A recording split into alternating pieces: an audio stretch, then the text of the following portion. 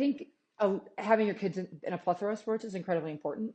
I played basketball, I played volleyball, I played soccer, I played softball, I played Okay. tennis. Yeah, did all of it Yeah. until I went to school where I had the ability to do that. I went Yeah. to a private school and I was able to still swim yet still participate in all those sports. Oh, I wow. played tennis my freshman year in high school, and then after that decided that swimming was my path.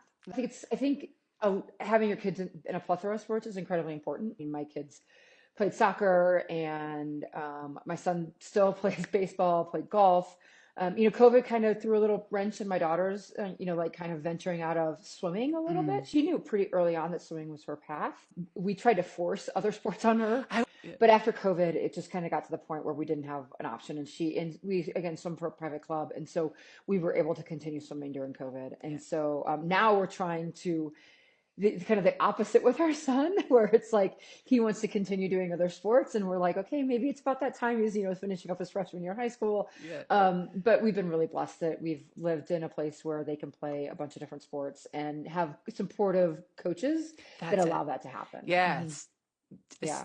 That is such an important piece. Is it that you have to proactively communicate, or you've kind of found clubs and coaches that support it without having to do a ton of work up front? Because I've heard from parents that it's okay, like okay with quotes around it, but then it's Yeah. not, and then the kid's pulled from playing time, and it just gets super messy. Yeah. Will you speak to a little bit how you Yeah, balance yeah, it? for sure. We always talk about, we always like, oh, the kids, coaches love multi-athlete sports until it affects them, Totally.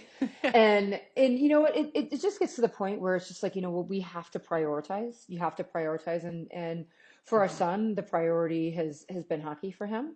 Hmm. Yet he's still been able to play a ton of baseball, and Hmm. so it's been great. He played JV for the high school team. He'll play all summer.